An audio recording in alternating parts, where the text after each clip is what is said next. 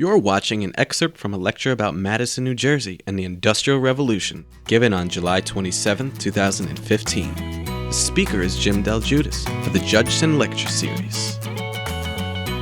Wow, what a group. This is great. It's so exciting. I'm always happy to be back in Madison. I have a long history with Madison, and I love these summer seminars. We go back to Benjamin Franklin. He even said that about New Jersey. He said New Jersey was a beer keg tapped at both ends. Its population went to Philadelphia and to New York.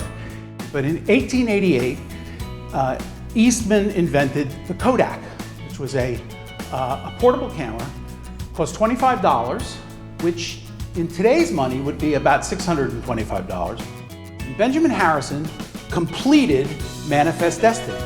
He was the president who signed up the last group of states in the Pacific Northwest. So America did extend from sea to shining sea. Oh look, Jim DelGiudice will speak in 3 weeks. And I could only think, wait until they get a load of me.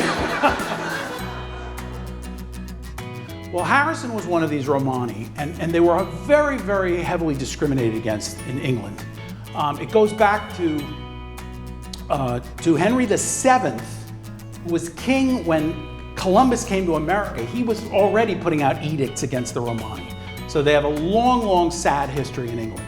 In 1858, Morse's dream of instant communications is realized because a cable is laid across the Atlantic Ocean from Ireland to Nova Scotia, and now the time to send a message from little old Madison to Gay Paris is reduced from 2 weeks by steamship to 2 minutes.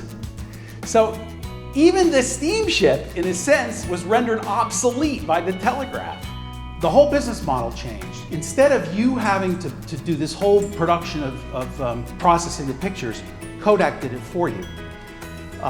His slogan was, "You press the button, we do the rest."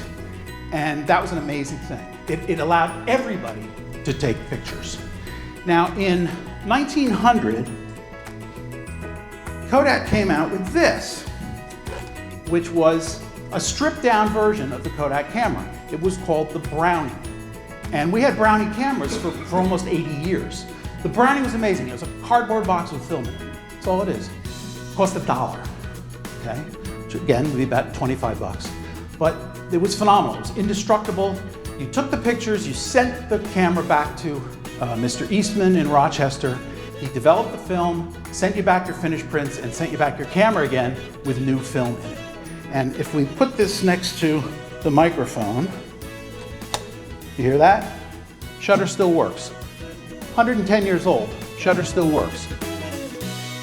The Judgson Lecture Series, a lifetime of learning by delight.